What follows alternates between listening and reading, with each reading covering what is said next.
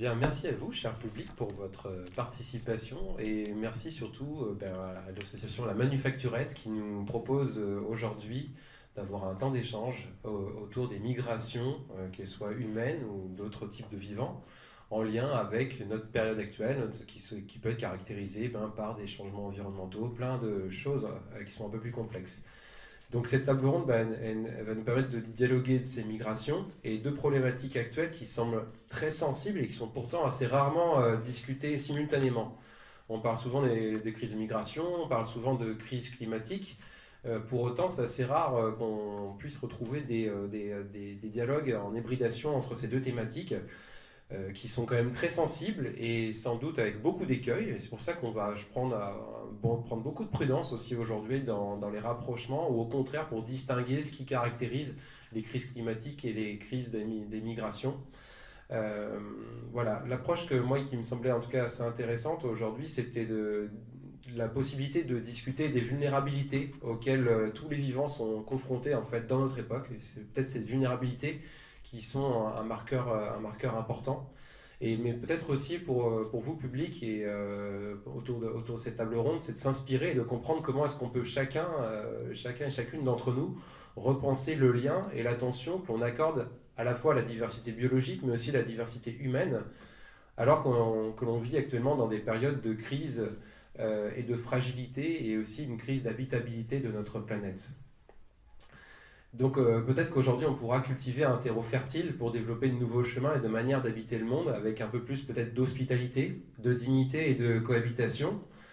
Et l'occasion de cette table ronde, c'est bien sûr d'hybrider tous ces regards, de faire émerger des discussions, mais aussi de s'inspirer pour agir dans un monde qui est en mouvement et de comprendre aussi des logiques qui sont profondément liées à la dimension vivante des migrations.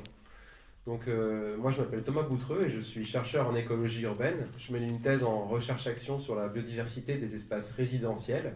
Donc j'accompagne des collectifs d'habitants à cultiver de nouvelles manières d'être avec la biodiversité, avec ses voisins mais aussi avec les lieux. Et dans ce contexte, forcément cette table ronde elle m'a vraiment beaucoup intéressé. Je remercie la Manufacturette de cette proposition parce que les questions de diversité, d'attention à l'autre, de cohabitation et de soins nourrissent mes réflexions aussi depuis un certain moment. Et je vous remercie d'accueillir très chaleureusement aussi le reste de l'équipe autour de cette table ronde. Donc Florence Piola, à côté de nous, qui est enseignante-chercheuse en biologie et écologie des plantes dites envahissantes à l'Université de Lyon 1. Donc vous connaissez extrêmement bien la renouée du Japon, donc qui est une plante introduite qui colonise aussi bien les bords des cours d'eau des montagnes que les friches urbaines. Et c'est vrai, c'est ce qu'on se disait encore tout à l'heure, c'est qu'il y a beaucoup de milieux qui l'intéressent, la renouée. Donc vous questionnez aussi de plus en plus, on va dire par une approche immergée dans la recherche, les perceptions et les représentations sociales qu'on peut avoir des espèces envahissantes et comment la science n'est peut-être pas épargnée d'un certain parti pris autour de l'identité qu'on donne à ces espèces venues d'ailleurs. À ma gauche, j'ai Lison Plenneveller, c'est bien ça la prononciation? Ok. Donc, chercheuse en droit public, spécialisée dans l'accueil des personnes exilées. Donc, vous avez réalisé sur Villeurbanne une thèse de recherche-action ou d'action-recherche, ça dépend le point de vue. Et vous êtes intéressé à l'accueil des personnes exilées, la fabrique d'une compétence communale. C'est-à-dire que vous êtes vraiment intéressé à comprendre comment est-ce qu'on peut accueillir concrètement à l'échelle d'un territoire et développer de nouvelles formes d'hospitalité, et aussi faciliter l'invention de nouvelles voies juridiques à cette échelle toujours locale pour ouvrir de nouvelles voies des politiques d'accueil. Et puis, un peu plus loin sur notre gauche, donc Serge Slama, que je remercie aussi d'être présent parmi nous aujourd'hui, donc professeur de droit public à l'Université de Grenoble.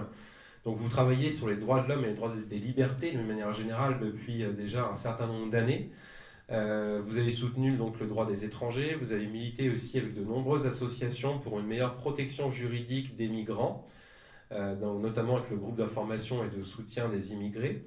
Donc vous écrivez aussi beaucoup, à la fois dans la presse spécialisée, mais aussi dans la presse grand public. Et donc vous êtes sensible à de nombreuses problématiques autour des migrations, que ce soit sur les identités nationales, le droit des étudiants étrangers, mais aussi quel sens peut avoir l'accueil migratoire dans notre pays, et aussi les perspectives actuelles qui sont relativement assez peu enthousiasmantes. On est quand même sur des questions sur l'immigration qui ces jours-ci sont extrêmement sensibles. Donc vous êtes aussi blogueur, vous avez maintenu pendant longtemps un blog sur le journal Le Monde qui s'appelait Combat pour les droits de l'homme. Et puis bien sûr, côté enseignement, vous êtes aussi responsable d'un master de droit et co-directeur d'un master droit et liberté à l'université de Grenoble. Donc pour débuter cette table ronde, déjà est-ce que tous les participants valident un peu cette présentation? Est-ce qu'ils ont envie déjà de rajouter des choses par rapport à ce qui vient de se dire? Je ne sais pas. Mais sinon, pour débuter cette table ronde, j'avais envie peut-être de poser quelques éléments de contexte sur quand on parle de crise, qu'elle soit climatique, environnementale, humaine, migratoire. Comme je vous le disais en introduction, pour moi, la question de la fragilité et la question de la vulnérabilité elle est finalement assez importante. Et c'est peut-être dans cette vulnérabilité actuellement qu'on peut peut-être tous se retrouver. Et en fait, la période qu'on vit actuellement, beaucoup la qualifient d'anthropocène, c'est-à-dire une période d'influence généralisée de l'homme qui serait devenue une force biophysique majeure du système Terre et dont l'impact significatif des activités humaines sur le fonctionnement des écosystèmes serait vraiment aujourd'hui, on va dire, répandu absolument partout sur la planète et prépondérant. C'est bien sûr sujet à un débat intellectuel assez intense, savoir qu'est-ce que c'est que cette époque d'anthropocène, comment est-ce que tous les êtres vivants sont vulnérables ou pas dans cet anthropocène. Beaucoup de personnes voudraient dire que c'est pas un problème de l'humain et donc c'est pas un problème anthropologique, mais c'est peut-être un problème de capitalocène, on peut l'appeler de plein de manières différentes. Hein.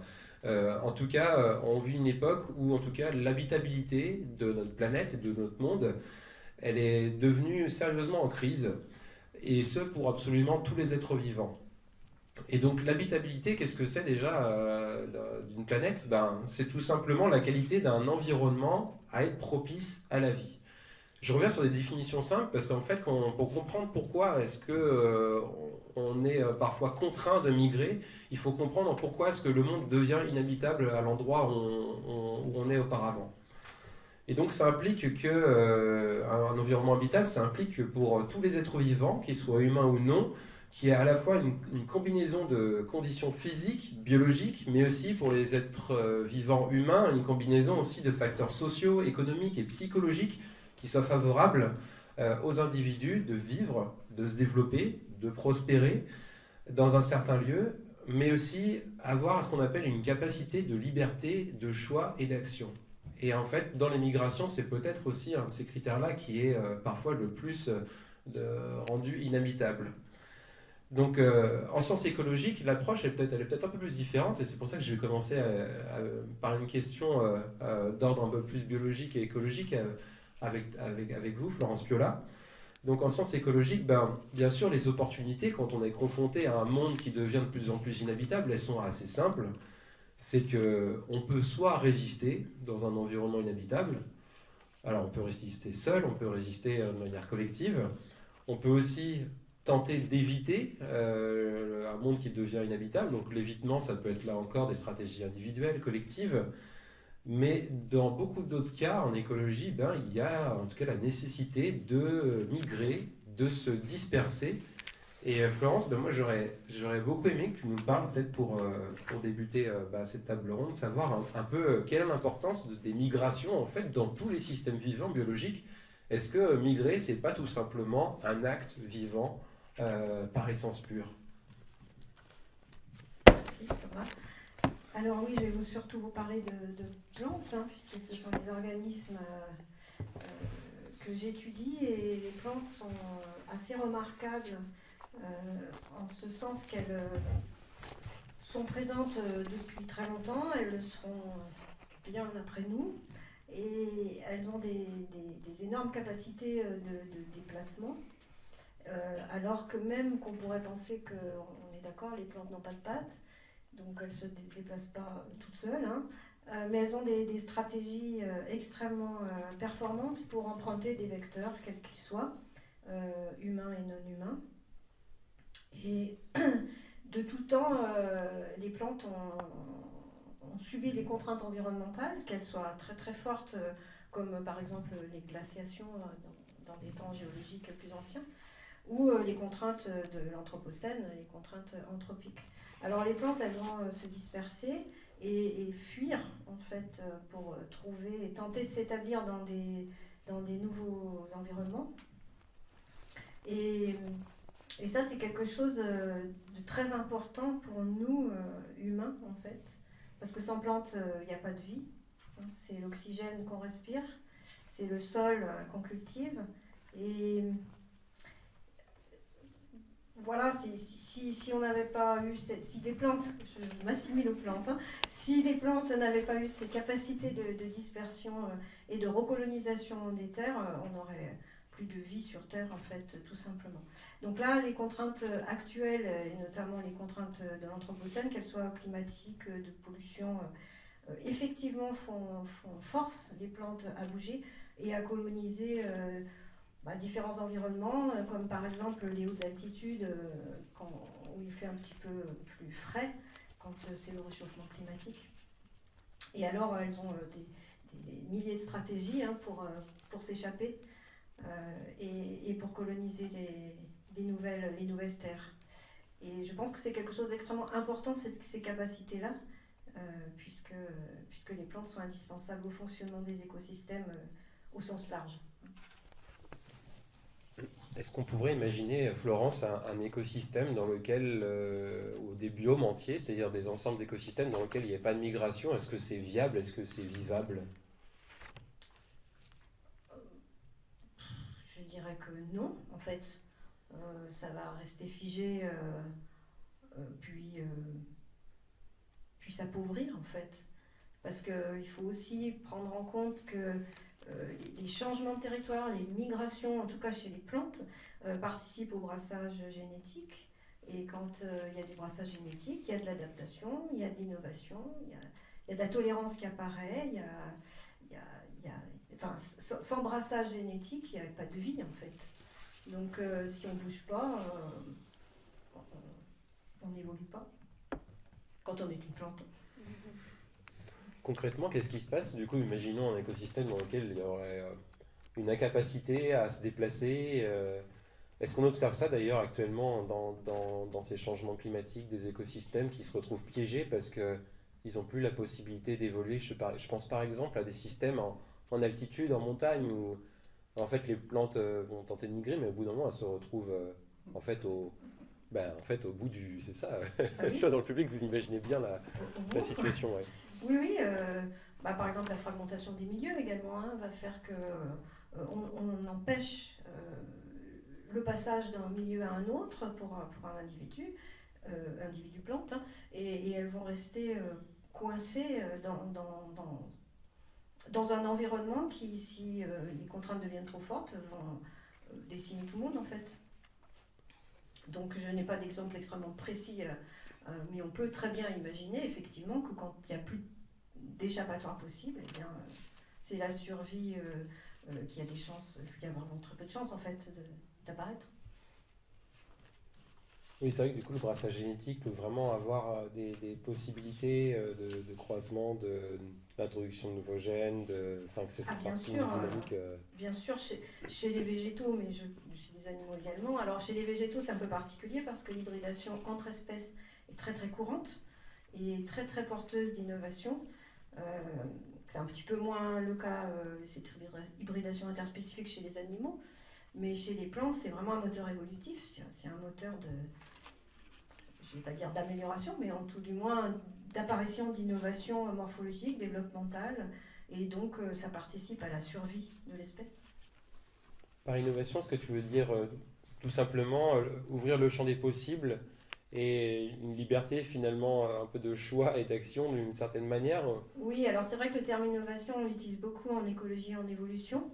C'est vraiment l'apparition de traits, alors de caractéristiques particulières. Alors, ça peut être du fonctionnement, de la physiologie, de différentes capacités en fait à vivre. Et ce sont vraiment des caractéristiques qui vont permettre et participer à la survie, à la reproduction des espèces. Est-ce que tu peux nous raconter le parcours migratoire des plantes que actuellement tu étudies et en quoi est-ce que pour ces plantes-là, notamment la renouée, qu'est-ce qui s'est passé dans ce parcours en fait? Pourquoi est-ce que la renouée, on se retrouve subitement à la rencontrer dans beaucoup de nos milieux de vie, dans nos milieux sauvages aussi? Oui, alors la renouée, elle est à l'image de beaucoup de plantes qui voyagent depuis que l'homme voyage en fait. Alors elle voyageait bien avant, il n'y a pas besoin de l'homme pour voyager en tant que plante. Il suffisait, par exemple, une noix de coco, elle peut coloniser une nouvelle terre simplement en se laissant flotter ou emprunter un animal. Bon, alors c'est vrai qu'avec l'homme, il y a des moyens un peu plus performants, par exemple l'avion, par exemple le bateau pour les grandes explorations. Donc toutes les plantes voyagent. Et puis avant, c'était les mouvements humains à pied, hein, les pèlerins qui emmenaient dans leur sac des graines. Tout humain a toujours voyagé avec des graines parce que c'était aussi un moyen de se rassurer, d'emporter un petit peu de soi, de soi avec, voilà, de l'environnement avec soi. Et alors donc, par exemple, la renouée, elle a emprunté des vecteurs humains, hein, c'est-à-dire les grands explorateurs. Et donc c'était au début du 19e, fin du 18e, qu'elle a été ramenée en Europe comme une plante extrêmement intéressante, ornementale, fourragère. Donc elle a nourri, elle a sauvé du bétail. Et puis aussi, elle était mellifère, donc elle nourrit les abeilles. Et donc cette plante, elle a été adulée, elle a été multipliée, elle a été distribuée, elle a servi à beaucoup de choses. Et puis tout d'un coup, eh bien, on l'a trop vue, parce que c'est une plante qui a des performances, que ce soit au Japon où elle est apparue, que partout en fait, où elle est très très tolérante en fait. Et donc on l'a vue partout, et à partir de ce moment-là, la vision pour cette plante a changé. On s'est mis à pas la reconnaître dans la communauté que les gens avaient l'habitude de voir. C'est un petit peu comme quelque chose de rassurant de toujours voir les mêmes plantes au même endroit dans un paysage. Et puis là, tout d'un coup, il y avait une autre qu'on ne connaissait pas. Alors c'est marrant parce que les études que j'ai faites avec les collègues de sciences humaines et sociales amènent finalement à... Les gens qui ne la connaissent pas, disent c'est une plante pas mal. Elle fait du vert, elle fait des fleurs. Bon. Et puis les plantes qui la reconnaissent en fait parce que les médias ont colporté, et je choisis mon mot pour colporter, une mauvaise image, eh bien disent que le paysage est vraiment désagréable. C'est pas un beau paysage. Donc ça impacte vraiment ce qu'on voit, ce qui est autour de nous. Et donc voilà, les gens se sont mis à dire qu'elle n'était pas bien et qu'elle venait de l'étranger. Donc elle n'avait pas sa place. C'est souvent ce qu'on me dit, elle n'a pas sa place dans la communauté des plantes. Voilà, alors on travaille beaucoup pour essayer de comprendre cette perception, en fait, hein, cette histoire-là de représentation du paysage, de la nature, qui ne doit pas bouger, qui doit toujours être la même pour être bien en tant qu'humain. Et voilà, donc c'est un petit peu le centre de mes recherches actuellement. Et moi, je travaille beaucoup pour comprendre pourquoi cette plante, elle est si performante. C'est vrai qu'on la voit de partout, elle a des capacités de coloniser tous les milieux. Et également, mais ça c'est pareil au Japon, elle a cette même capacité. C'est une plante qui nous fournit finalement beaucoup d'oxygène et beaucoup d'autres choses, notamment des molécules médicinales par exemple. C'est une alimentation possible, en tout cas en Asie, et très fortement, un petit peu de plus en plus chez nous. Donc c'est vrai que c'est une plante. Alors je sais pas si ce micro s'éteint régulièrement, il ne doit plus avoir de batterie. Tu veux Ouais, là, je vais le récupérer comme ça. Ouais. On entend bien. Bon, en tout cas, c'est vrai que c'est une plante qui a eu quand même une certaine possibilité de migration pendant un certain temps et pour laquelle l'habitabilité de son monde se restreint peu à peu, mais une habitabilité qui, parce qu'il y a une modification de la culturelle, les humains ne souhaitent plus l'avoir comme auparavant. En tout cas, si on décale un peu le regard et qu'on se place un peu plus du côté des migrations humaines, pour les humains, ce que je disais juste auparavant, c'est que l'habitabilité, c'est pas uniquement des conditions biophysiques en fait. Et pour l'humain, l'environnement habitable, il dépend de plein de facteurs socio-économiques. Et donc ce serait vraiment, vraiment périlleux de regarder uniquement les migrations humaines au travers d'un éclairage par la biodiversité et le fonctionnement du vivant.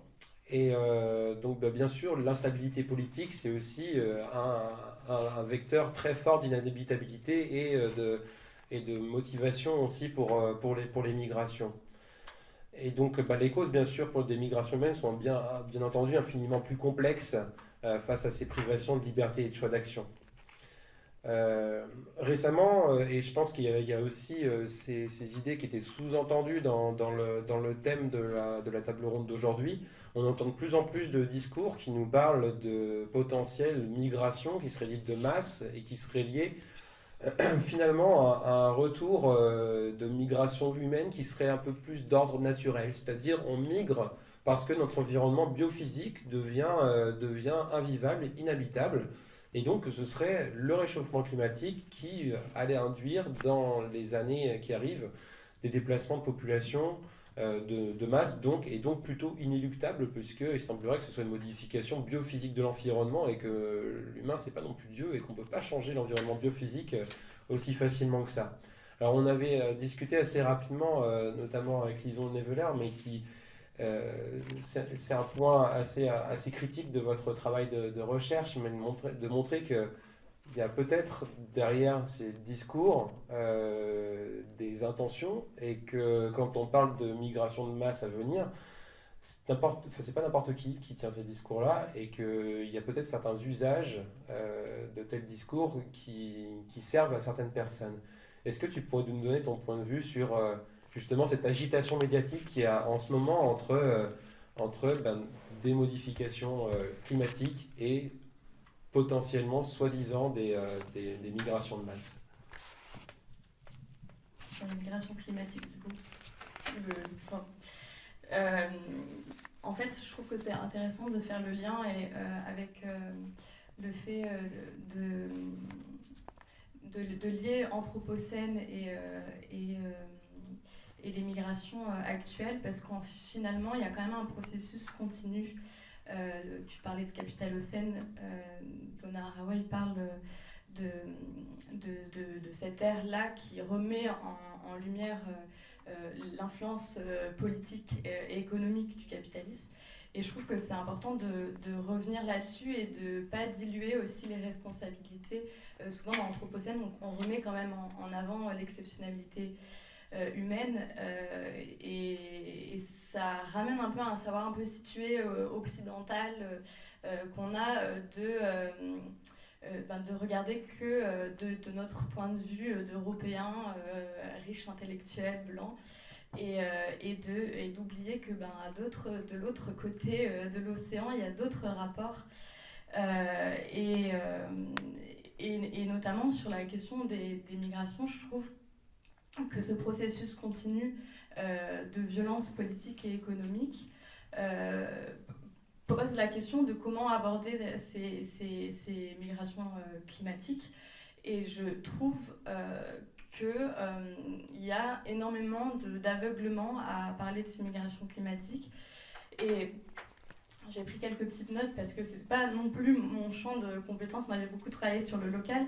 Mais ce que je trouve intéressant dans cette manière dont on aborde les questions climatiques dans le débat public est très souvent une perception assez déformée, puisqu'on présuppose, comme tu disais, un phénomène assez futuriste, inévitable, de grande ampleur, souvent présenté comme une menace. Et en réalité, ça a plein de conséquences, je trouve, qui sont assez problématiques. Déjà, d'invisibiliser toutes les personnes qui sont déjà déplacées, qui sont actuellement déplacées, et des millions de personnes qui se déplacent déjà pour des raisons environnementales. Beaucoup de personnes des pays du Sud, comme au Sahel, qui sont des déplacés liés aux troubles environnementaux, et qui souvent sont vus comme des réfugiés de la faim parce qu'ils perdent les ressources qui sont liées en fait à ces difficultés environnementales. Et ça reproduit aussi des logiques catégorielles qui sont très problématiques, et je pense qu'on y reviendra, Serge peut-être en parlera mieux que moi, sur la manière dont on appréhende les politiques d'accueil en France ou en Europe. Et avec des exilés qui sont plus ou moins légitimes à être protégés. Et je pense que c'est important de resituer ces migrations environnementales dans une appréhension de migration en fait globale et dont les causes sont souvent multiples et enchevêtrées. Et là encore, on ne peut pas se détourner, je pense, des responsabilités, alors qu'il s'agisse en effet des impacts liés au changement climatique, hein, mais à toutes les inégalités aussi nord-sud qui sont liées aussi à des héritages coloniaux, post-coloniaux, et puis tous les impacts politiques d'ajustement structurel qu'on subit au quotidien. Donc c'était un peu ça quand j'ai reçu le mail et que j'ai vu migration climatique, je me suis dit, voilà, j'avoue que j'ai tout de suite ce regard critique parce que pour moi, il y a beaucoup de choses d'idées un peu fausses et surtout beaucoup d'instrumentalisation politique en fait, la gauche comme la droite, soit pour justifier de ralentir les émissions de gaz à effet de serre, on va être envahi par les personnes exilées, soit pour dire si on ne veut pas qu'ils arrivent jusqu'à chez nous, il faut prendre les mesures politiques nécessaires. Je pense que c'est beaucoup plus complexe que ça et c'est intéressant et nécessaire de recomplexifier ces migrations globales. Voilà, c'était pour ça le petit commentaire. Peut-être Serge, tu veux rajouter Je continue sur le même... Oui, bien sûr. Ouais. Alors, si tu as une réaction. Ça marche, oui. Ouais. Alors d'abord, merci pour l'invitation. Moi, je suis toujours ravi de faire ce type d'échange entre chercheurs et de croiser les regards.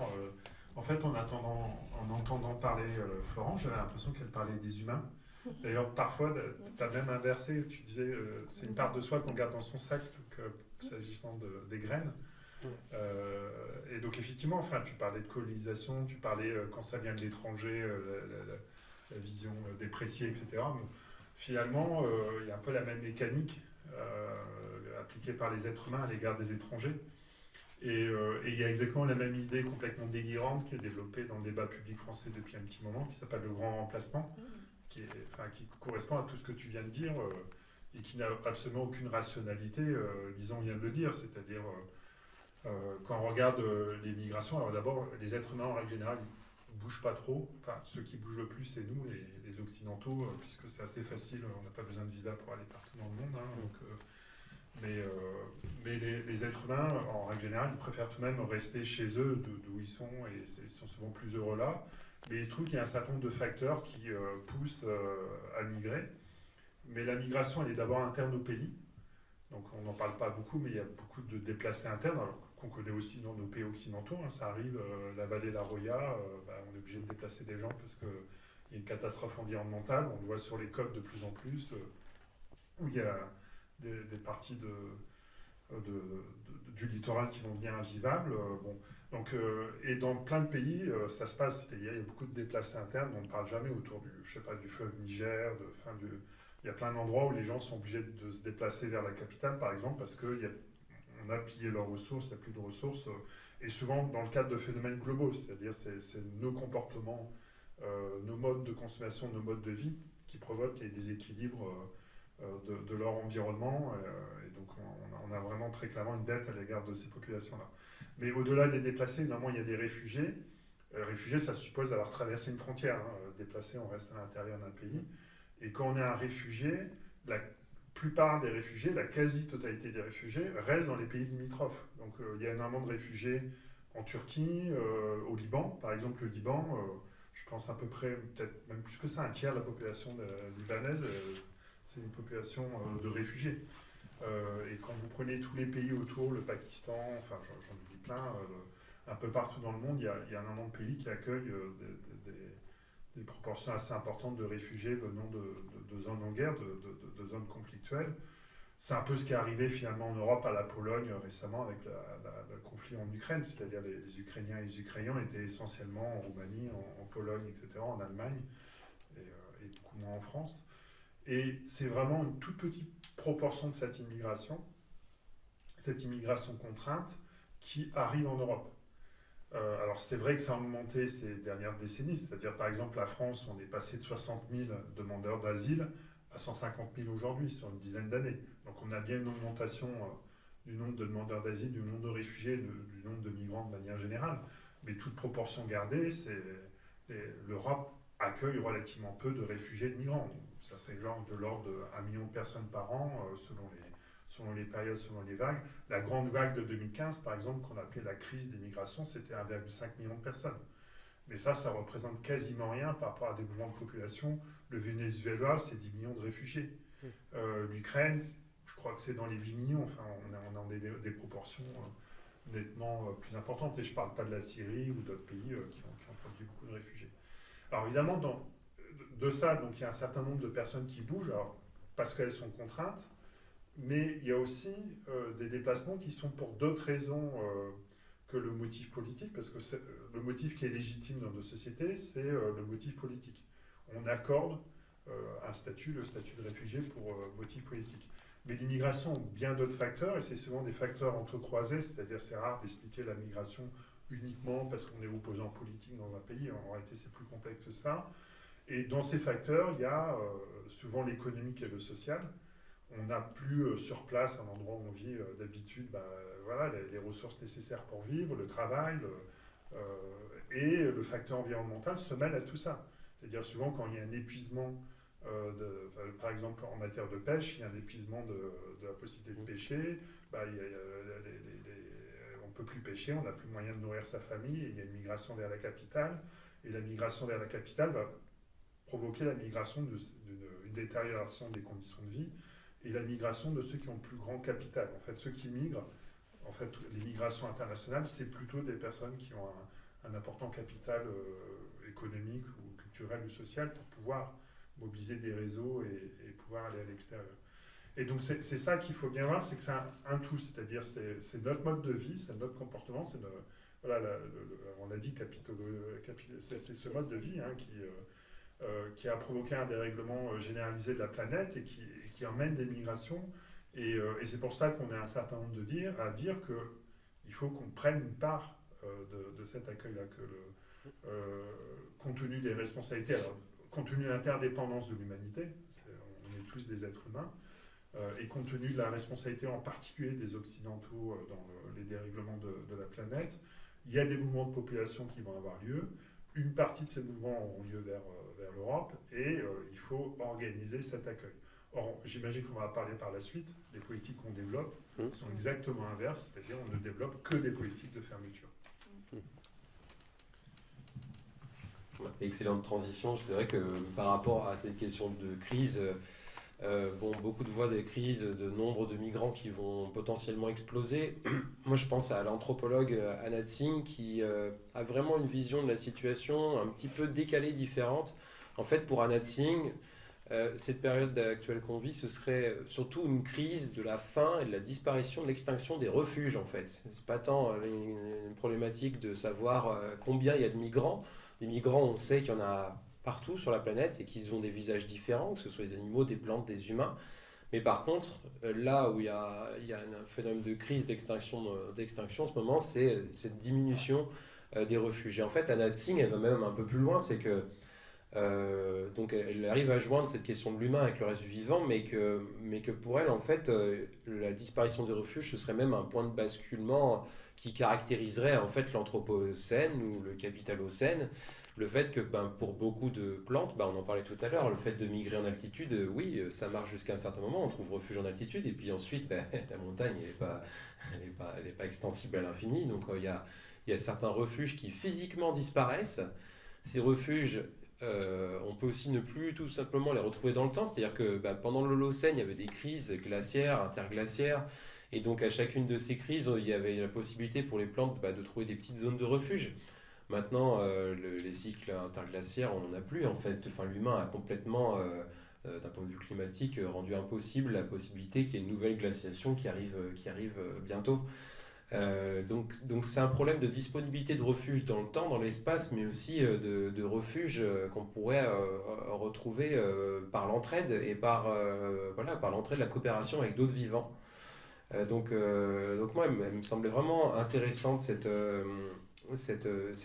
posture de Anat Singh et qui nous incite peut-être à essayer de cultiver ensemble et de toutes les manières imaginables des époques à venir qui soient susceptibles de reconstituer des refuges.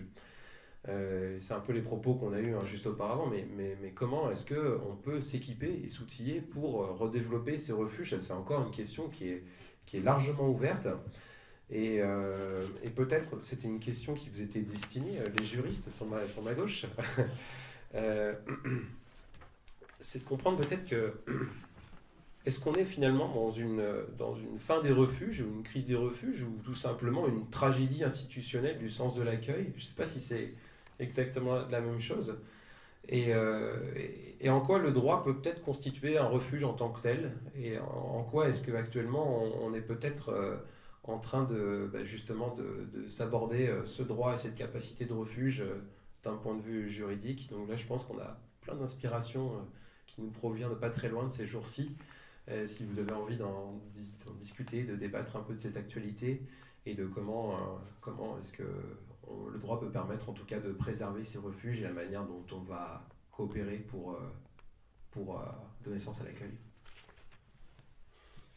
Je commence. Ok, sur le refuge, il n'y a pas de souci. Peut-être revenir sur un terme que tu as pas mal utilisé, qui est crise migratoire. Dans le monde de la recherche, on l'a beaucoup déconstruit en estimant que c'était un phénomène durable, social, qui a des millénaires et qui continue d'exister. Et qu'en effet, la crise est plutôt du côté de l'accueil et des institutions.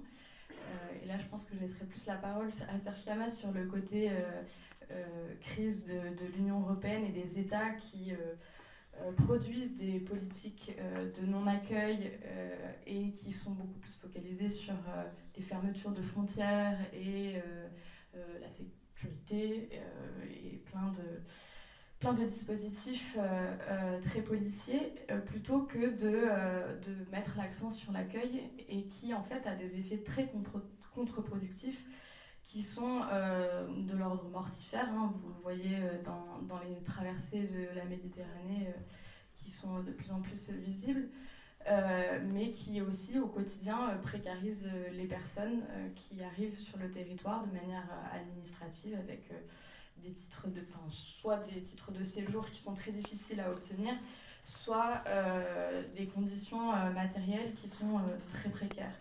Et là, on voit très clairement, alors moi je connais mieux le niveau national, l'État, que les politiques européennes. Je pense que Serge pourra revenir sur les politiques européennes. Mais dans ma thèse, je montrais la défaillance de l'État à sous-dimensionner très clairement les dispositifs nationaux d'accueil. On avait toujours un décalage entre les besoins réels et ce qui était mis en œuvre. Alors ça, c'est clairement le cas dans les places d'hébergement. Et donc ce qui créait à chaque fois des demandes d'asile qui étaient très souvent pas pris en charge par l'État et donc à la rue. Ça c'est une très forte, très grosse réalité problématique qui du coup amène à se mobiliser d'autres acteurs et on y viendra par la suite pour les acteurs locaux. Mais il y a ce maintien perpétuel d'un système de pénurie et d'en faire le moins possible et de précariser de plus en plus les personnes qui arrivent sur le territoire et de pas forcément, et qui a un coût en fait, un coût énorme. Je trouve que c'est assez peu documenté et pourtant la Cour des comptes documente d'année en année à partir des lois de finances.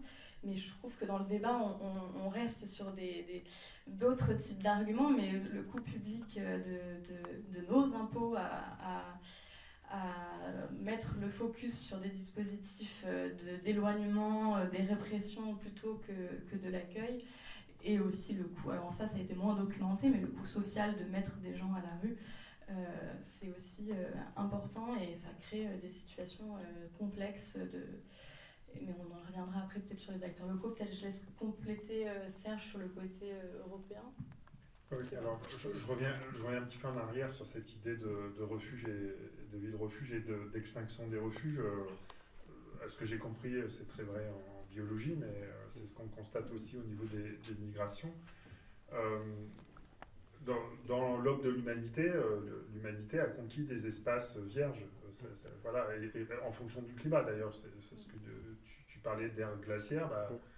Je sais pas, quand on va en Ardèche ou dans d'autres endroits, on voit, ou même à côté dans le Vercors, on voit qu'il y avait déjà des humains qui vivaient là, sûrement parce qu'ils ne pouvaient plus vivre plus bas, ou ils ont trouvé à cet endroit-là des ressources pour vivre, quoi. Donc Et par exemple, pour connaître un peu l'histoire du peuple juif, quand on regarde le peuple juif a une capacité de coloniser le pourtour méditerranéen, de convertir, puis je sais pas qu'on appelle ça l'Asie centrale. Enfin voilà, on a des histoires comme ça de colonisation par des populations et qui trouvaient des refuges, qui trouvaient voilà, des endroits où ces populations pouvaient s'installer.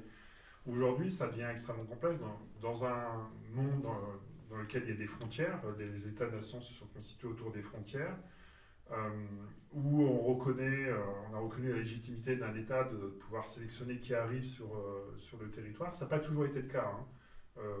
Pendant très très longtemps, les États ne contrôlaient pas leurs frontières et ne mettaient pas en carte les étrangers qui étaient là. On ne savait même pas distinguer les nationaux des étrangers. C'est une idée moderne de distinguer un national d'un étranger. On distinguait les Aubains, ceux qui venaient d'ailleurs, de ceux qui relevaient du suzerain, mais voilà, c'était la seule distinction qu'on est capable de faire. Et puis on a construit des frontières, et ces frontières, on les a dû étanchéifier de plus en plus. On a mis en carte les étrangers. Tout ça, c'est une longue évolution de construction de l'État-nation, bien démontrée par les socio-historiens.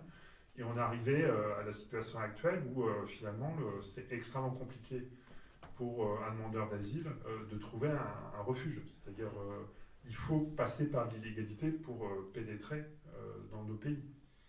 Et ceux qui ont la maîtrise de ça, ce sont les États. On parlera sûrement des villes-refuges, parce qu'il y a encore une tradition de refuge, mais qui se fait au niveau des villes. Mais en revanche, les États deviennent de plus en plus inhospitaliers à l'égard des étrangers, y compris des réfugiés, et il y a une logique globale de fermeture des frontières. Et il y a un phénomène spécifique à l'Europe, qui est un phénomène selon lequel l'ensemble des États de l'Union européenne se sont unis, je ne sais pas comment dire, ont créé des compétences communes pour faire les politiques d'asile et d'immigration. Et dans ce cadre-là, on a développé un des systèmes les plus sophistiqués au monde de contrôle migratoire. Alors, il y a les États-Unis, il y a l'Australie, il y a d'autres pays qui développent des dispositifs assez similaires. Mais en tout cas, l'Europe a un des dispositifs les plus sophistiqués, à la fois qui repose énormément sur des contrôles des traces numériques, sur la dématérialisation.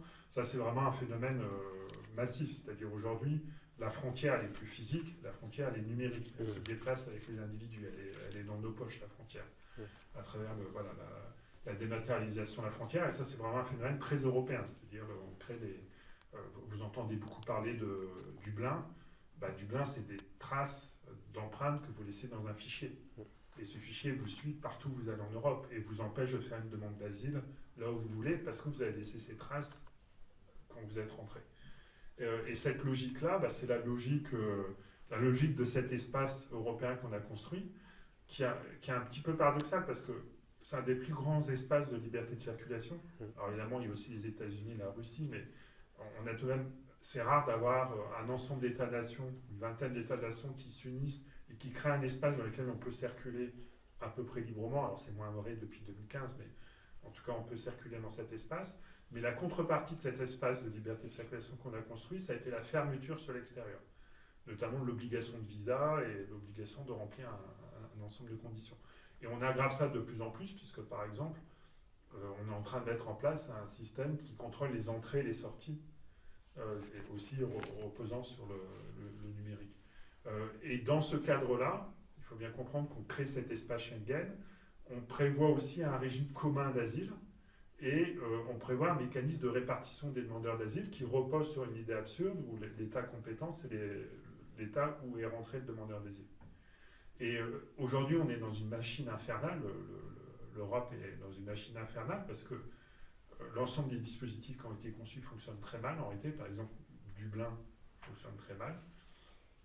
Et on est dans une fuite en avant, c'est-à-dire plutôt que d'essayer d'avoir un système qui pourrait réguler l'immigration, qui pourrait créer des voies légales d'immigration, qui pourrait inverser la perspective actuelle, on est plutôt dans une logique de rendre de plus en plus infranchissable cet espace et de laisser de moins en moins de chance aux étrangers qui rentrent par leurs propres moyens. Et notamment, ce qui est en train d'arriver avec le pacte asile-immigration, c'est de bloquer les migrants aux frontières, de les enfermer aux frontières. On appelle ça la logique hotspot parce qu'elle a déjà eu lieu en Grèce. On l'a déjà appliquée depuis 2015 en Grèce. et vous bloquez les gens à la frontière et vous les triez à la frontière. Et avec la logique qu'on renvoie tous ceux qu'on ne veut pas et qu'on laisserait rentrer une petite proportion qu'on estime légitime à rester sur le territoire. Et ça, c'est vraiment c'est un emballement, alors on va retrouver des logiques comparables en droit interne, hein, bien évidemment, hein, mais l'Union européenne est en train de créer ce système où on voit une évolution qui est de plus en plus inquiétante, alors qui existe déjà en Australie, qui existe déjà aux États-Unis. C'est-à-dire aux États-Unis, vous avez déjà des centres de rétention immenses, faisant plusieurs milliers de places, dans lesquels sont détenus les demandeurs d'asile, et qui attendent qu'on tranche sur leur sort, parfois pendant plusieurs mois ou plusieurs années. Et c'est ça, et donc quand on parle de l'extinction des refuges, c'est finalement c'est l'État qui devient... on est en train de constituer les États-Unis ou l'Europe comme une île dans laquelle on ne pourrait pénétrer que si on veut bien qu'un étranger pénètre. Ce qui paraît complètement contre nature d'imaginer que l'ensemble du continent européen puisse être une île.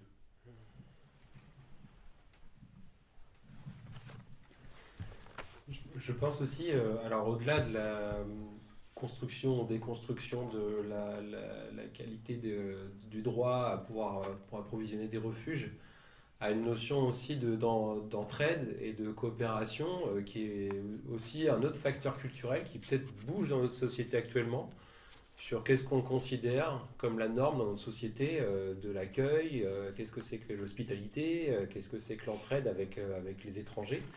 Et peut-être que Florence Piola, il y avait peut-être des exemples dans le vivant qui peuvent nous éclairer sur cette question de c'est quoi la culture de l'entraide et de la coopération. Sachant que, par exemple, moi, assez récemment, même, je suis tombé sur des travaux que j'ai trouvé passionnants, où souvent, dans les écosystèmes, en écologie, les grands récits, quand on est gosse, on nous apprend la loi de la jungle.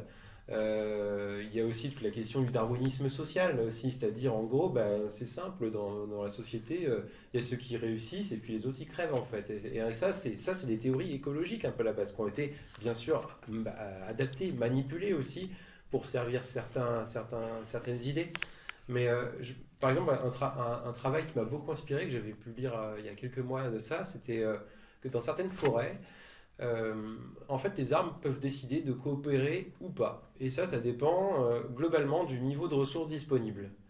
Je vous laisse trouver la réponse, c'est assez simple, c'est qu'en gros, dans des forêts qui sont avec beaucoup de ressources, c'est plutôt la compétition qui va se mettre en place entre les arbres. Et donc ça a été vraiment mesuré, c'est-à-dire qu'on enlevait un arbre dans la forêt et on voyait comment est-ce qu'ils se comportaient ceux autour. Si on enlève un arbre et qu'autour, ils se comportent mieux, les arbres, et qu'ils vont mieux croître, c'est qu'il y avait plutôt, a priori, un régime de compétition. Ici, quand on enlève un arbre, ceux autour périclitent, c'est qu'il y avait peut-être un régime d'entraide.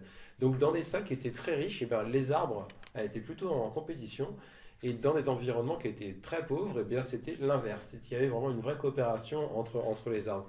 Donc c'est vraiment juste un exemple d'une étude moi, que j'ai trouvé assez intéressante, qui nous montre un petit peu qu'il faut aussi déconstruire beaucoup notre perception du vivant sur la question de la coopération et ces questions de darwinisme, etc. et d'évolution. Et je me demandais, Florence, si vous aviez même des exemples peut-être à nous partager en nous parlant peut-être de la renouée aussi et du rôle en fait finalement assez structurant que peut avoir la coopération dans le vivant d'une manière générale. Parce que je dis ça aussi parce que je sais que vous avez dû affronter des levées de boucliers vraiment importantes dans le monde académique lorsque vous avez essayé vous-même de montrer qu'il n'y avait pas que de la compétition et des effets négatifs, qu'il pouvait y avoir aussi des co-bénéfices. Et peut-être que vous pouvez nous détailler comment est-ce que la science, dans certains cas, cherche à invisibiliser aussi cette connaissance. C'est une grande question. Oui, c'est ma spécialité. Oui, alors pendant très longtemps, effectivement, comme tu l'as dit, on pensait que la vie, l'évolution, tout reposait sur la compétition. Alors maintenant, ça fait quand même de nombreuses années que la facilitation est un concept en fait qui existe et qui prend sa place dans l'évolution, dans la vie, et qui dit simplement que les espèces en fait ou les individus peuvent tout à fait coopérer. Alors si on prend les plantes, c'est très marqué ça. cette facilitation, elle existe énormément, que ce soit au niveau de l'acquisition des ressources, que ce soit au niveau de la protection physique, des espèces vont se protéger entre elles, que ce soit une protection contre des agressions biotiques, donc par exemple des insectes, des herbivores. Donc cette facilitation, elle est vraiment centrale, tout aussi bien que la compétition maintenant, dans la vie de l'écosystème. Voilà. Alors, je vais juste revenir sur plusieurs notions. Sur la notion par rapport à mon modèle d'étude qui est la renouée, qui représente ce qu'on appelle une invasion biologique, quand on entend dans les médias ou même en sciences. Et une invasion, c'est quoi? C'est de l'écologie, c'est des interactions entre individus, entre espèces, et c'est aussi une représentation de la nature. Donc si je me place que du côté de la représentation de la nature, clairement, c'est un biais très important qu'on a, et c'est la peur de ce qu'on ne connaît pas. Donc la peur d'une espèce qui va d'emblée, avec une présomption très forte de culpabilité, sans preuve scientifique, qui va d'emblée donc apporter un déséquilibre, une menace, une compétition. Et puis quand on fait de l'écologie, on s'aperçoit que tout ne repose absolument pas sur la compétition, que ces interactions, qu'elles soient positives ou négatives, vont changer en fonction de plein de choses, et notamment du milieu. Comme tu l'as dit avec les arbres, s'il y a beaucoup de ressources, s'il y a peu de ressources, et on ne peut absolument pas prédire les trajectoires d'interaction qui vont se mettre en place. Donc on ne peut pas dire qu'une espèce, parce qu'elle vient de l'extérieur, va causer du dégât. Ça, c'est absolument... c'est une réalité scientifique, même si c'est très difficile à être accepté. C'est pas accepté du tout, cette vision-là. Alors, clairement, sur les renoues asiatiques, par exemple, elles occupent beaucoup de place. Elles prennent beaucoup de ressources. Clairement, puisque ce sont des grandes plantes qui survivent, qui se clonent. Mais à côté de ça, elles peuvent avoir des rôles écologiques, des rôles fonctionnels positifs, à la fois pour l'humain d'ailleurs, et puis pour les autres espèces, que ce soit les espèces animales que les espèces végétales. Et donc, moi au laboratoire, je travaille sur ces rôles fonctionnels positifs de ces espèces, qui vont finalement nous amener à poser des questions. Finalement, est-ce qu'il y a quelques impacts négatifs dans certains milieux? Il y a des impacts positifs dans certains milieux, et il faut étudier tout ça, il faut voir quel compromis on va accepter finalement. Cette plante, elle n'est peut-être pas si négative que ça. Je prends encore l'exemple des renouées, elle va protéger d'autres espèces contre, par exemple, le courant sur des bords de rivières où maintenant les crues sont de plus en plus fréquentes et de plus en plus intenses. Ça, c'est l'homme qui a provoqué ça.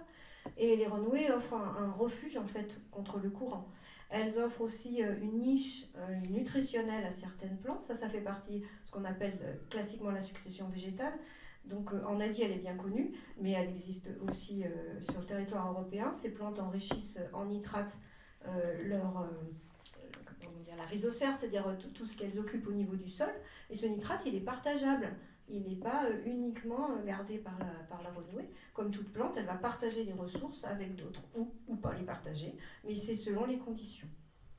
Et donc, on a plein d'exemples comme ça. Finalement, cette plante, par ses stratégies, on a montré qu'elle réduisait, en tout cas localement, les émissions de N2O.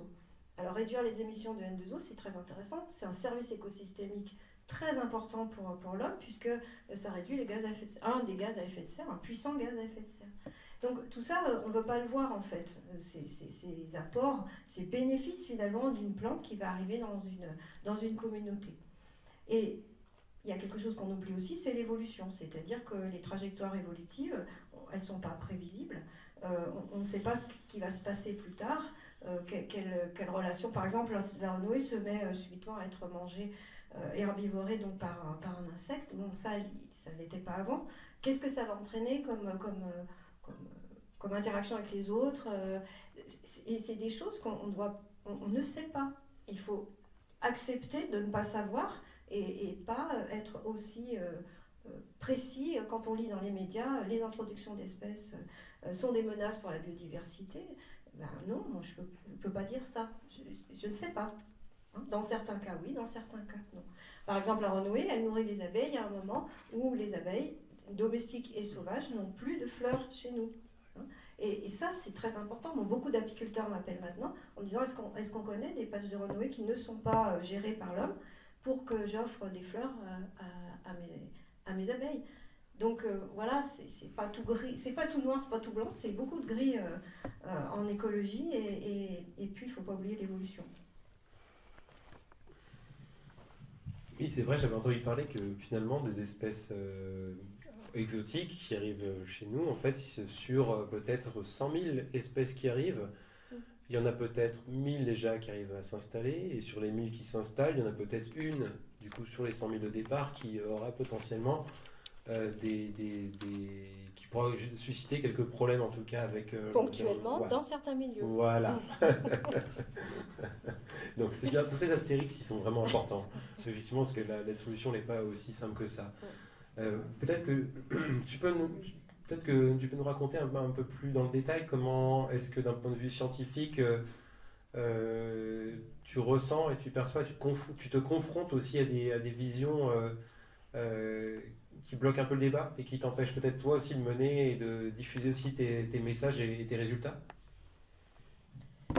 Oui, c'est ce que je disais tout à l'heure. Ces espèces, parce qu'elles sont étrangères, il ne faut pas se leurrer, hein, suscitent ce que j'ai appelé tout à l'heure la présomption de culpabilité.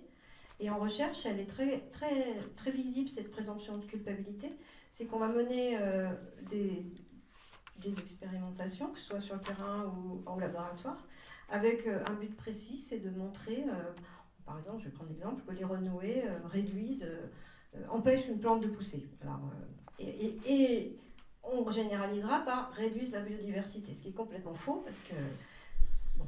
Alors mettons qu'on teste que la renouée va empêcher une autre plante de pousser.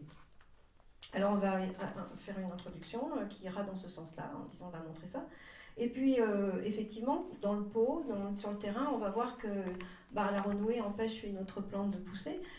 Et oui, et toute plante, si je fais la même chose, va empêcher une autre plante de pousser.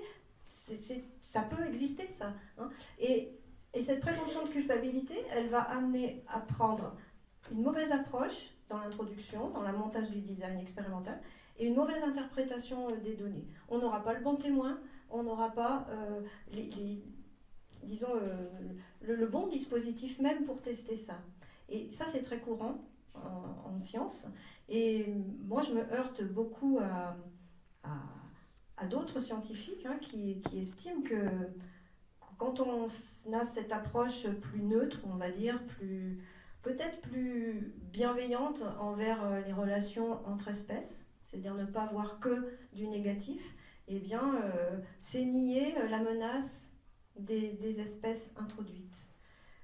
Et ça, c'est très difficile en sciences parce que, voilà, on n'arrive pas à publier, on n'arrive pas à se faire entendre, et pourtant, c'est du bon sens scientifique pour moi, et cette neutralité, elle est nécessaire.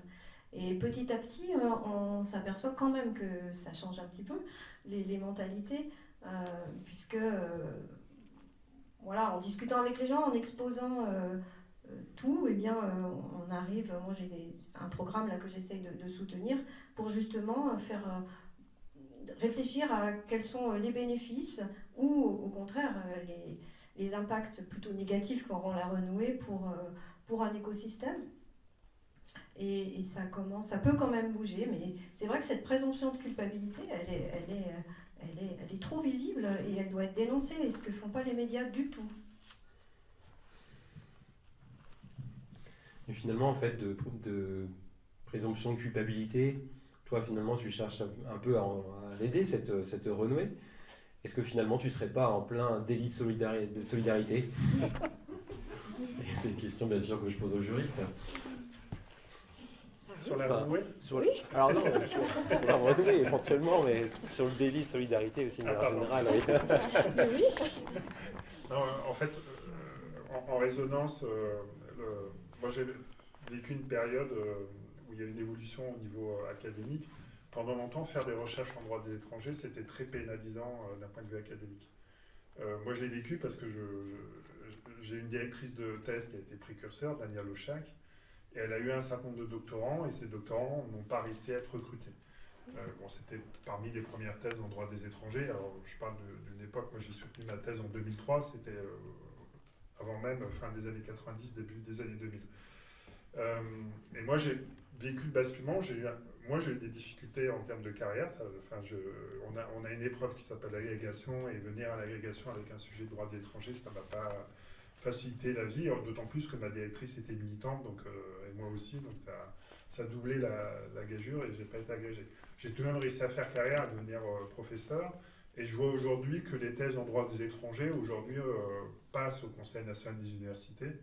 Alors ça reste toujours un sujet un peu chargé, hein, mais aujourd'hui on voit tout de même un certain nombre de collègues ayant des thèses en droit des étrangers qui réussissent à faire carrière, comme en droit de l'environnement. Il y avait la même chose en droit de l'environnement il y a 15 ou 20 ans, on parlait de Philippe Billet par exemple, il a été précurseur et au début c'était vraiment compliqué quand il a commencé à faire des thèses dans ce domaine-là.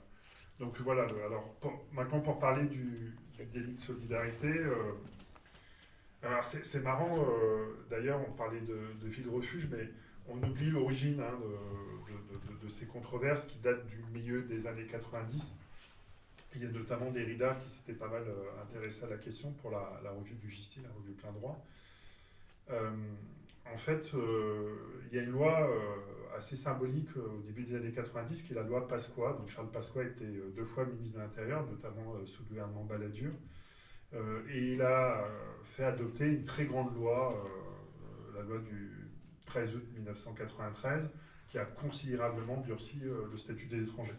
Il n'y a pas d'équivalent jusqu'à la loi Darmanin, qui est en train de se préparer en termes de durcissement. Les lois Sarkozy étaient aussi d'un haut niveau, mais là... bon. Et une des particularités de cette loi de 93, c'est d'avoir produit beaucoup d'irrégularités. Moi j'aime bien inverser la perspective, c'est un collègue juriste américain qui s'appelle Nicolas De Genova qui a eu cette idée de production légale d'irrégularités.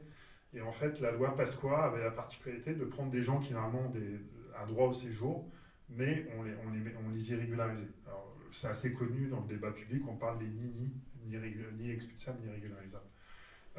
Et en particulier, dedans, il y avait beaucoup de conjoints de Français ou de parents d'enfants français qui ne pouvaient pas être régularisés à tel point qu'ils ont fait des grèves de la faim, ils ont occupé des églises, notamment l'église Saint-Ambroise et Saint-Bernard. Et ça vient de là, le délit de solidarité, c'est qu'on a vu à partir du milieu des années 90 un certain nombre d'étrangers, de proches d'étrangers, parce que là ce qui m'intéresse c'est des proches d'étrangers, être poursuivis parce qu'ils soutenaient leur conjoint. Voilà. Notamment une affaire de 97 qui est assez connue, l'affaire Deltombe. Donc je ne sais pas, aujourd'hui on ne parle plus du même délit de solidarité, mais c'est parti dans... Vous imaginez, vous avez un conjoint étranger qui est sans papier, vous pouvez être poursuivi. Voilà, on était à ce niveau-là, hein, de 93. Bon. Et il y a eu des poursuites et des condamnations. Le Gisti on a fait la démonstration à cette époque-là. Et donc dès le milieu des années 90, il y a le Gisti, le groupe d'information de soutien des immigrés, avec d'autres associations, qui a eu cette idée d'inverser le stigmate et de dire, parce que c'est un délit qui existe depuis longtemps, hein, il date de 1938, c'est le délit d'aide à l'entrée à la circulation et au séjour irrégulier sur le territoire français, de dire ça, c'est un délit de solidarité. On nous empêche de faire preuve d'humanité, de solidarité, de fraternité à l'égard de nos prochains, voilà, et d'abord dans la sphère familiale, etc. Et c'est parti de ça, et le premier manifeste des délinquants de la solidarité, il est à ce moment-là, et notamment il y a un documentaire qui est fait par Tavernier à l'époque, le premier manifeste des délinquants de la solidarité. Après, ça rebondit à plusieurs reprises, à l'époque du ministère de l'Immigration et de l'Identité nationale avec Éric Besson, qui avait nié l'existence du délit de solidarité. Il se retrouve face à ma directrice de thèse, Danielle Ochac, et il dit le délit de solidarité n'existe pas. Dans un débat télévisé, et bon, elle a fait la preuve. Elle a fait la preuve que ça existait, il y avait bien des gens condamnés. Et il y a eu un certain nombre d'affaires assez médiatiques, beaucoup autour de Calais, on l'oublie, mais c'est dans le Calaisis où énormément de personnes ont été poursuivies, souvent simplement pour avoir prêté leur téléphone, ou donné à manger, ou hébergé, ou n'importe quoi à l'égard des exilés du Calaisis. et ce délit-là, bah, il a une permanence, il existe depuis 1938. Moi, j'aime bien rappeler pourquoi il a été créé. Hein. Il a été créé en 1938 pour empêcher qu'on puisse accueillir des réfugiés juifs, en fait, allemands. Voilà, c'était ça l'obsession de l'époque, pour qu'on ne puisse pas héberger ou soutenir les juifs allemands qu'on ne reconnaissait pas comme réfugiés en 1938. Et il s'est perpétué dans l'histoire, il a eu des applications, des gens qui ont été condamnés. Puis on en parlait un petit peu tout à l'heure, surtout finalement il y a assez peu de poursuites et condamnations, mais il fait toujours peser cette espèce d'épée de Damoclès sur les gens qui hébergent ou qui aident des irréguliers en disant il y a un risque. On va être discret parce qu'on pourrait être poursuivi. Voilà, voilà. Alors, il y a eu un ensemble de mobilisations contre ce délit. J'ai fait partie de la quasi-totalité des contentieux. Et le plus symbolique, puisque c'est celui qui a abouti, c'est Cédric Héroux. Vous en avez sûrement déjà entendu parler avec son documentaire libre. Donc, Vallée de la Roya, j'en parlais tout à l'heure. Et pour des raisons, en fait, en 2015, on ferme les frontières en Italie. Les migrants, ils passent par un tunnel, ils prennent un col, ils passent par un tunnel de la SNCF. Ils arrivent dans la ferme de Cédric Héroux. Ils se retrouvent assez vite avec des mineurs non accompagnés, des demandeurs d'asile, des personnes vulnérables. Dans sa ferme, une centaine, 200, 300, ça devient plus gérable. Et donc, ils décident d'occuper un centre d'accueil désaffecté de la SNCF avec l'association Roya Solidaire. Et l'affaire vient par-delà, puisque ça commence à être médiatisé, et le parquet vient, le procureur décide que Cédric est le leader, et le décide de le poursuivre. Et la chance de Cédric, alors il a été poursuivi, il a été condamné notamment en appel, à la cour d'appel d'Aix, et puis il a eu de bons avocats, des bons conseillers. L'affaire a été portée en cour de cassation. Il a déposé une question prioritaire de constitutionnalité. Et là, on a l'idée, avec un certain nombre de juristes, Zia Loumi, son avocat, Nicolas Hervieux pour le cabinet Spinozzi, moi-même, de dire on va contester dans son principe le délit de solidarité en disant qu'il est contraire au principe de fraternité. Or, le principe de fraternité, le Conseil constitutionnel n'avait jamais reconnu la valeur constitutionnelle de ce principe. C'est un des 3 éléments de notre devise, les plus inscrits sur tous les frontons des mairies et des écoles, et la fraternité n'avait pas de valeur juridique en France. Eh bien, on l'a invoqué dans le Conseil constitutionnel et par un concours de circonstances, ça a marché. Alors, ça n'a pas totalement marché, le délit n'a pas complètement disparu, il existe toujours dans le Code des étrangers, mais en tout cas, on a obtenu l'idée d'immunité. C'est-à-dire qu'une personne qui aide à circuler, à séjourner, et c'est uniquement la circulation et le séjour sur le territoire, à des fins humanitaires, désintéressées, bénéficie d'une immunité pénale. Ça ne marche pas pour l'entrée. C'est absurde, parce qu'évidemment, il n'y a aucune différence entre entrer sur un territoire et circuler. Quand quelqu'un est en péril, ça, c'est un non-sens des frontières, vous voyez bien. Vous êtes au col de l'échelle, il y a quelqu'un en déperdition, vous l'aidez, je veux dire, l'entrée, c'est exactement le même problème. Je trouve ça absurde, puisque la fraternité, évidemment, ne s'arrête pas aux frontières. C'est contraire même au principe d'adelphité de penser que la frontière pourrait limiter cette aide. Et de toutes les façons, concrètement, il y a des associations qui aident les migrants en perdition aux frontières ou en Méditerranée. Donc, mais en tout cas, d'un point de vue symbolique, l'affaire Héroux a permis la prise de conscience du phénomène. Alors, il ne faut pas oublier le débat qui avait eu lieu. Il y a un autre film, le film Welcome, qui avait déjà marqué les esprits, et le film Le Havre du Finlandais Haruki Kaurismäki, je ne sais jamais dire son nom. Ouais, c'est ça. Donc, c'est des films qui avaient permis déjà cette prise de conscience sur ce délit-là. Donc, ça me paraît important de le dire. Le documentaire libre, il va à Cannes. Il est projeté à Cannes. Et ensuite, il y a une capacité de mobilisation des associations, des juristes, avec un Cédric Héroux qui était prêt à être condamné aussi, qui avait ce courage d'assumer, qui a permis de faire reculer partiellement ce délit. Alors, c'est pas, il faut se méfier, ça revient toujours par... en droit des étrangers, j'appelle ça souvent l'effet boomerang.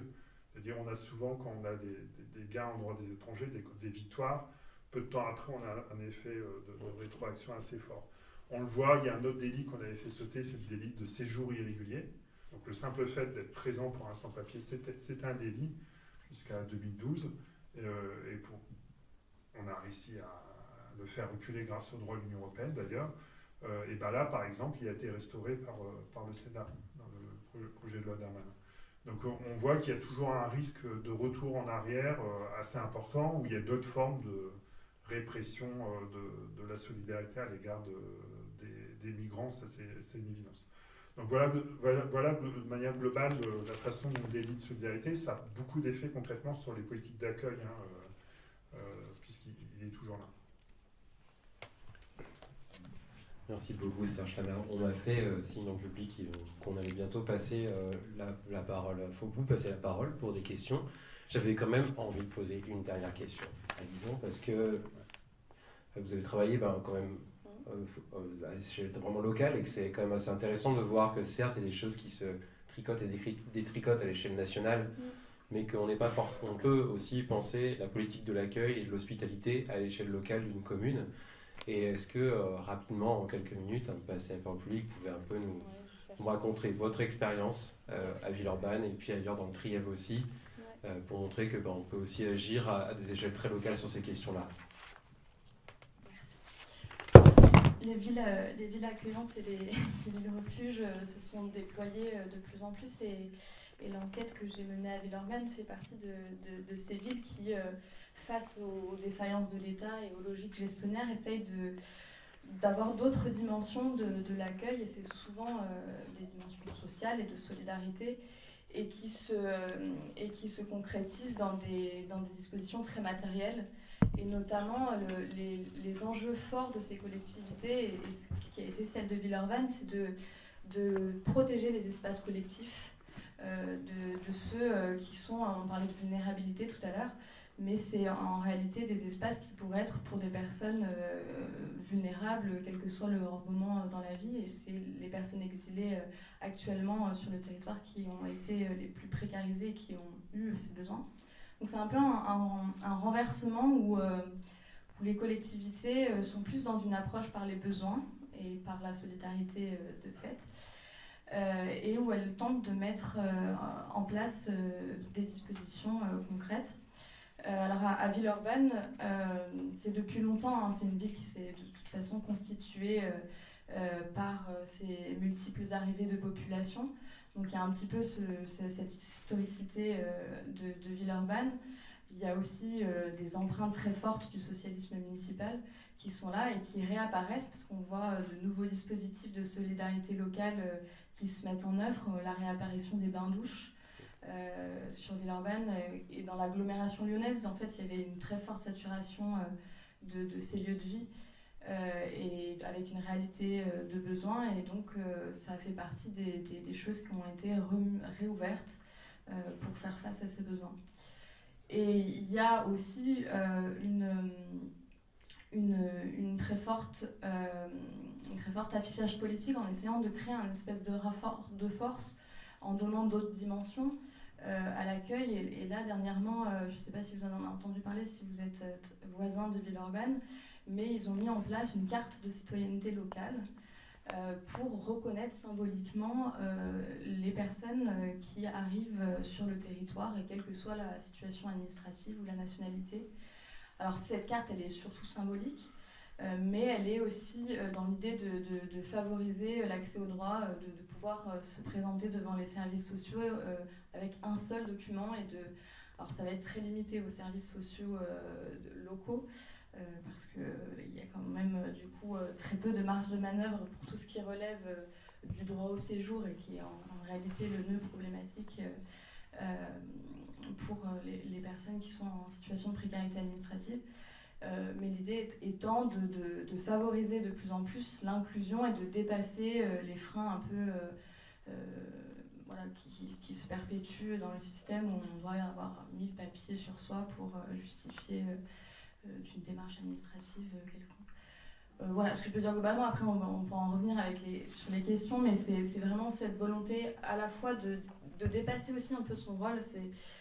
Moi, j'ai parlé d'une compétence de fait dans ma thèse, puisque la compétence est dévolue à l'État de l'accueil, alors avec des dispositifs très circonscrits sur l'hébergement et la demande d'asile. Mais en réalité, face à cette défaillance-là, la ville se mobilise de plus en plus sur des domaines d'intervention qui n'étaient pas les siens. Et on voit trouver des solutions palliatives, par exemple, pour les besoins d'hébergement. Créer, je ne sais pas si vous avez entendu parler des tiny house, alors qui sont des solutions d'urbanisme transitoire qui posent question aussi, mais qui sont en fait en réalité des choses qui viennent pallier ces besoins-là. Voilà, globalement, après on pourra revenir sur les questions, mais c'est vraiment cette dimension-là de conditions matérielles concrètes qui sont mises en place. Et après, il y a quand même un gros plaidoyer politique qui est fait, et de plus en plus de collectivités se mettent en réseau. Alors il y a l'Association nationale des villes et territoires accueillants qui existe en France, qui rassemble aujourd'hui 71 collectivités, si je ne me trompe pas, et qui essaye de mettre en avant une autre dimension des politiques d'accueil, et d'avoir un plaidoyer un peu plus fort pour essayer de changer de cette dimension cognitive, sécuritaire et gestionnaire des migrations sur une dimension plus inclusive et solidaire. Voilà, alors après on pourra répondre aux questions. Merci beaucoup. Il y a un micro ici et Excusez-moi. c'est bon, les piles ont été changées. Si vous avez des questions, en tout cas dans l'Assemblée, c'est le moment.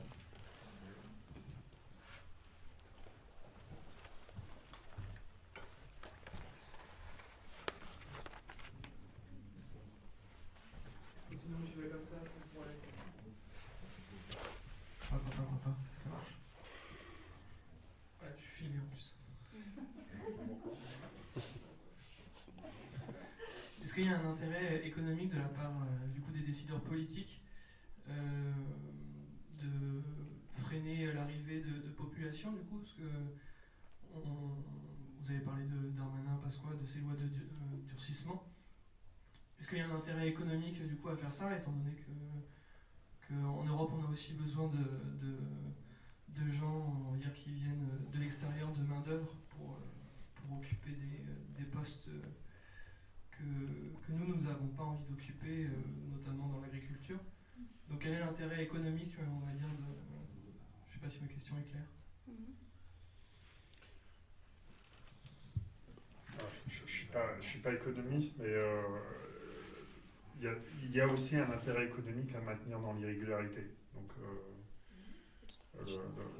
Donc en fait, il y a un intérêt. Alors il y aura un intérêt économique à régulariser. Donc je suis assez convaincu par cette idée-là. Mais il y a aussi un intérêt économique à avoir une partie de la population. On estime à 500 000, 600 000 le nombre de sans-papiers en France. Ces 500 000 ou 600 000 sans-papiers, la plupart travaillent et occupent des fonctions dans notre société. Et on a une partie de l'économie qui repose sur cette main-d'œuvre. On a un collègue parlait de ça, d'une délocalisation sur place. Et donc, je ne sais pas, prenez Uber par exemple, l'économie d'Uber ne peut pas tenir sans les sans-papiers. Parce qu'évidemment, personne ne ferait ses boulots la nuit, dans le froid, mal payés, etc., s'ils n'étaient pas sans-papiers. Et c'est le seul travail qu'ils peuvent plus ou moins accéder. Donc, vous voyez bien, il y a aussi un intérêt économique à ça. Il y a aussi ce que Claire Audier appelle la xénophobie business, c'est-à-dire l'ensemble de la chaîne d'irrégularisation des étrangers rapporte de l'argent à un certain nombre d'entrepreneurs, d'entreprises, de multinationales. Le contrôle des frontières, alors qui vient souvent d'ailleurs de l'industrie de l'armement, hein, donc il y a un transfert des technologies de contrôle en matière militaire et de surveillance vers le domaine civil, dans le maintien de l'ordre, mais aussi dans le contrôle des frontières. Et puis plus largement, on sait, aux États-Unis ou en Grande-Bretagne, vous avez des centres de rétention qui sont privatisés, qui sont gérés par le privé, dans le cadre de partenariats public-privé. Et même en France, en fait, à part la surveillance des centres, la plupart des prestations hôtelières, toutes les prestations qu'il y a dans un centre de rétention, ça représente un marché immense, en fait. Hein. Donc, tout homme, l'hébergement des demandeurs d'asile, enfin tout ça, et voilà, il y a aussi un certain nombre d'entreprises qui bénéficient de l'ensemble de cette chaîne, enfin que Claire Audier appelle la xénophobie business. Donc vous voyez, c'est pas aussi simple que ça. C'est la régularisation. Évidemment, on peut en avoir intérêt. Regardez l'Allemagne, par exemple. Aujourd'hui, les Allemands sont plutôt dans des logiques d'accueil, même si on commence à avoir un effet retour, mais l'Allemagne a accueilli plusieurs millions d'étrangers ces dernières années parce qu'elle a un intérêt en termes de besoin de main-d'œuvre. La France, on est dans une logique un petit peu différente, mais il n'est pas impossible qu'à un moment donné, on ait des besoins assez importants de main-d'œuvre et qu'il y ait des régularisations. On en a toujours des régularisations, il ne faut pas oublier, il y en a à peu près 30 000 par an.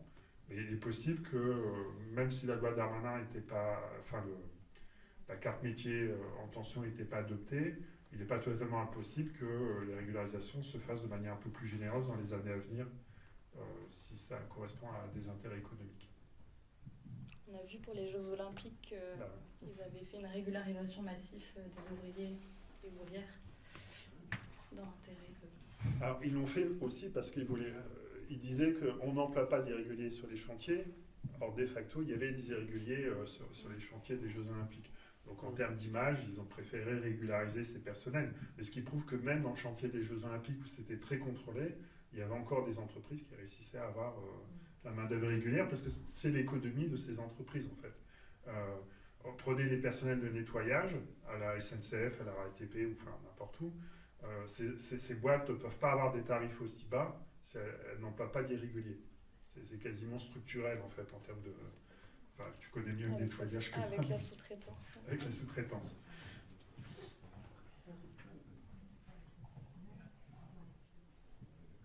Donc, tout ça pour vous dire d'acheter le bouquin de Claire Audier, Xénophobie Business. Bonjour, merci beaucoup pour cette table ronde. Et je posais une question à la biologiste que vous êtes, Florence. Souvent, quand on est amené à des invasions biologiques sur un territoire, que ce soit des animaux ou des végétaux, la question... je peux partir d'un exemple qui est l'exemple de l'écureuil. L'écureuil roux versus l'écureuil gris. Au Royaume-Uni, c'est sidérant le recul de l'écureuil roux par rapport à l'écureuil gris. Et l'écureuil roux avait une valeur culturelle, et on s'est désolé de la disparition de cet animal. C'est des phénomènes qui se font assez rapidement, le remplacement d'une espèce par une autre. Comment est-ce qu'on doit prendre les décisions? Comment est-ce qu'on doit décider des espèces que l'on protège parce qu'elles ont une valeur économique, culturelle? Et est-ce que les biologistes ont une part comment est-ce que les biologistes peuvent intervenir pour répondre à ces questions-là et prendre ces décisions-là? Ça, c'est la grosse question quand on parle des invasions. Moi, il me semble qu'on a des lois qui protègent les êtres vivants. On ne doit pas détruire des espèces. Déjà, il me semble. Hein. Enfin, je ne sais pas les spécialistes, les spécialistes. Mais pour moi, toute vie ne doit pas être détruite. Alors après, on doit effectivement se poser des questions sur... Alors si je prends l'écureuil... Alors bon, je suis plutôt spécialiste des plantes où... c'est pas tout à fait la même chose que chez les animaux, mais même on peut s'interroger en fait. C'est important de se poser des questions, de ne pas avoir cette vision, une espèce remplace une autre. Alors, oui, peut-être. Qu'est-ce que, en termes évolutifs, en termes de... Je sors de l'échelle d'un être humain. Je me place à l'échelle, je ne sais pas, peut-être 1000 ans, 2000 ans. Qu'est-ce qui serait arrivé à l'écureuil qui a disparu? Qu'est-ce qui va se passer par la suite? Est-ce que dans 50 ans, on ne va pas voir réapparaître et ça on le voit très bien avec les plantes, réapparaître l'espèce en fait. Vous avez entendu parler de l'algue tueuse, j'aime pas employer ces mots, hein, pourtant c'est comme ça qu'on l'a appelée, la colerpe. Elle allait décimer toute la vie de la Méditerranée. Bon, elle a disparu. Hein, donc, il faut quand même admettre qu'il y a des trajectoires évolutives qu'on ne maîtrise pas. On ne sait pas ce qui va se passer. Et effectivement, la question, c'est est-ce qu'on doit intervenir ou pas? À l'échelle d'un être humain, d'un gestionnaire, sur ses 30 ans de carrière. Et ça, moi, j'en sais rien. Sur les plantes, on nous pose beaucoup la question et on réfléchit avec les gestionnaires. Peut-être qu'il y a des moments, c'est pas la peine de mettre beaucoup d'argent dans la gestion, beaucoup de désordre écosystémique quand on met des herbicides, par exemple, pour enlever une plante. On n'est pas en fait, on se prend un peu pour Dieu, entre guillemets, c'est-à-dire que on n'est pas capable de tout gérer dans la nature. Qu'est-ce qui est bon pour un écosystème? J'en sais rien, moi. Qu'est-ce qui est bon pour moi? Par exemple, l'ambroisie, bon, je l'aime pas, clairement, hein. Elle nous fait éternuer, ça c'est une nuisance que j'ai pas envie d'avoir, donc je vais enlever dans mon jardin, peut-être. Mais pour un écosystème, pour l'évolution de la vie, je sais pas, moi, je peux pas me placer. Il faudrait juste être un peu plus humble, peut-être, et pas vouloir tout réglementer. Mais cet écureuil, est-ce que c'est pas de la faute de l'être humain qu'il a disparu? Oui, ça c'est sûr. Ah oui. Oui. Donc c'est bien d'accuser notre écureuil. Les deux peuvent peut-être cohabiter et à cause de l'être humain, il y a un dérèglement. Ça c'est clair que trouver un bouc émissaire, c'est Oui, facile, oui. hein, surtout quand c'est pas l'homme. Parce que l'espèce la plus invasive sur la planète, c'est l'être humain. Mais, Chez les biologistes aussi, il y avait une problématique qui a suscité beaucoup de débats ces dernières années, de savoir, là, on parlait un peu quasiment de l'hierarchie entre les espèces, quoi, de ce qu'on fait du spécisme ou pas. Et en fait, il y avait quasiment la question même du spécisme à l'échelle des écosystèmes, c'est-à-dire que il y avait beaucoup d'écologues qui voyaient ces nouveaux écosystèmes un peu hybrides, c'est-à-dire dans lesquels il y avait des espèces envahissantes. Et pour beaucoup d'entre eux, en termes de valeur, ça avait forcément moins de valeur que l'écosystème conservé au départ. Et du coup, ça donnait vraiment une bataille. Il y a beaucoup de séries d'articles de publications internationales sur ce qu'ils appelaient les novel ecosystems, quoi. C'est-à-dire ces nouveaux écosystèmes qui sont hybrides et qui, de toute manière, de manière inéluctable, avec les modifications actuelles du climat et écologique, vers lesquelles on va forcément en fait. Et du coup, la question c'est, est-ce qu'on cherche vraiment à contrôler jusqu'au bout un phénomène qui reste incontrôlable, ou est-ce qu'à un moment donné, on accepte aussi, on accepte, c'est l'acceptation. Oui, il y a une théorie d'ailleurs en écologie qui s'appelle la biologie de la conciliation. C'est de considérer que en fait, c'est un néo-écosystème ou nouveau écosystème ou socio-écosystème même, accepter en fait qui contiennent des nouvelles espèces et que de toute façon on ne peut pas les enlever et d'essayer alors là d'y voir des intérêts en termes de services écosystémiques. Donc c'est ce que je racontais tout à l'heure, d'essayer de trouver des rôles fonctionnels finalement, tout n'est pas négatif quand une espèce arrive, et essayer un petit peu de prendre en compte que l'évolution va aussi modifier toutes ces interactions et que ces interactions peuvent être positives aussi. La biologie de la conciliation. Elle date, cette théorie, elle date de 2011 quand même. C'est vrai. Je crois qu'on a écoulé le temps des questions. Par contre, on ne va pas se volatiliser dans l'instant et on reste dans les locaux et on peut discuter encore avec vous si vous le souhaitez à l'extérieur.